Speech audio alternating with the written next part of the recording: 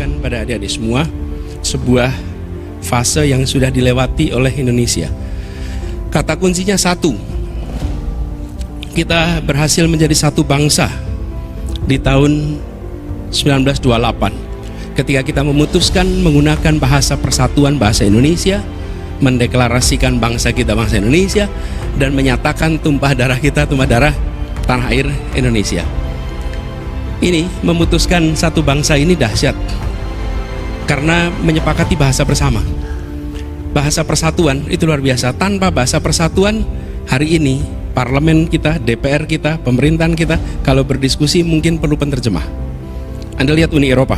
Uni Eropa itu kalau tidak salah 28 negara. Bahasa persatuannya apa? HI. Halo. HI. Bahasa persatuannya apa? Official language-nya Uni Eropa itu bahasa apa?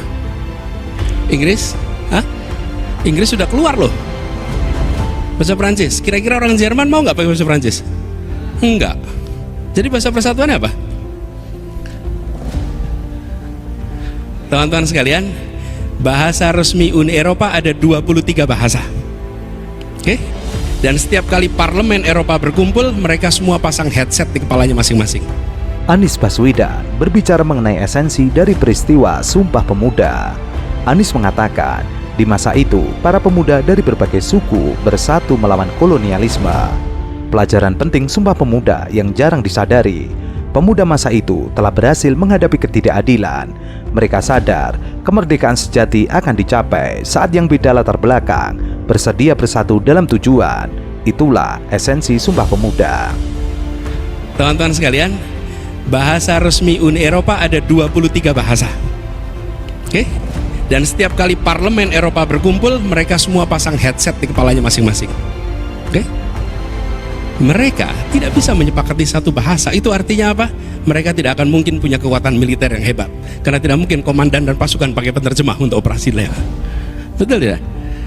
Menyepakati satu bahasa jangan dianggap enteng. It was a genius breakthrough.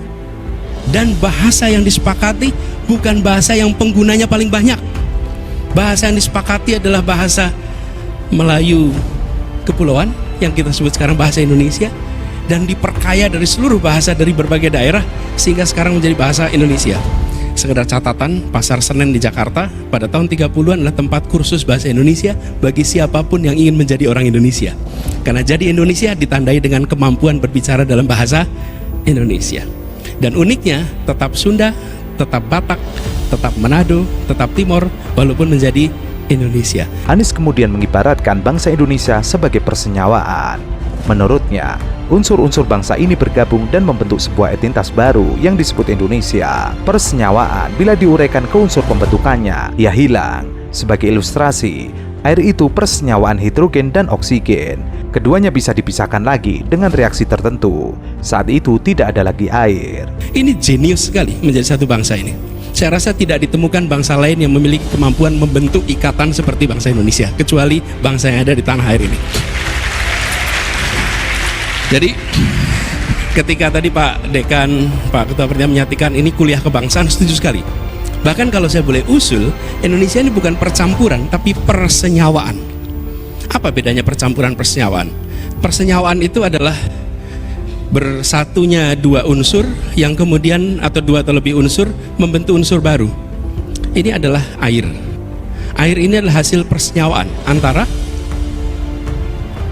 apa? Hidrogen dan oksigen.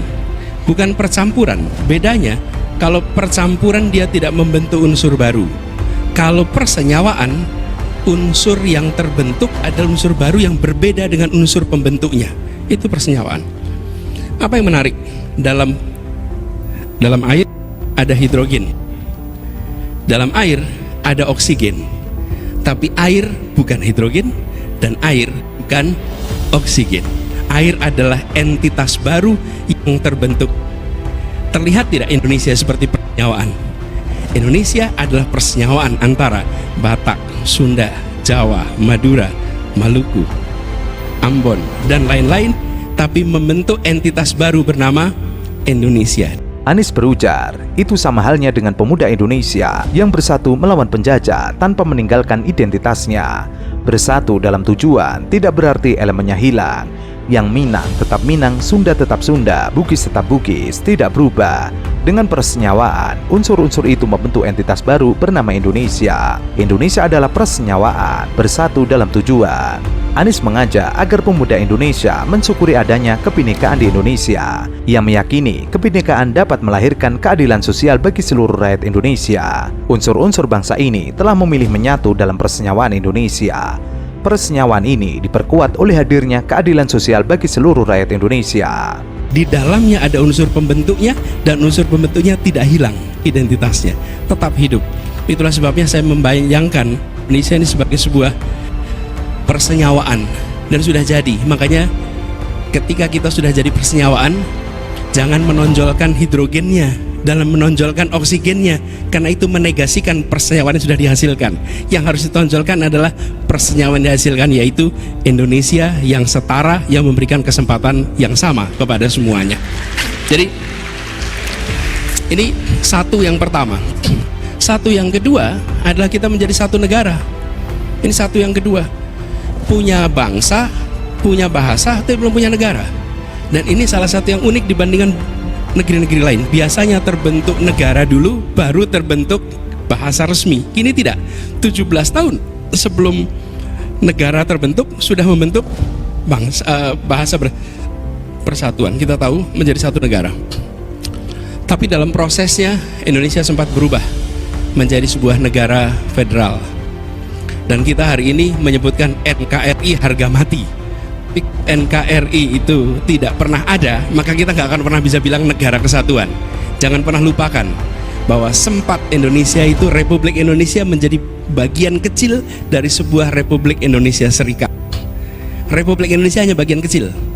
Republik Indonesia presidennya Soekarno, Republik Indonesia Serikat presidennya Mr. As. Ini fakta sejarah. Kemudian kita menjadi negara kesatuan lewat yang disebut sebagai mosi integral tahun 50, bulannya April, lalu 17 Agustus 1950 diresmikan menjadi resmi, seakan-akan itu proklamasi yang kedua. Lalu yang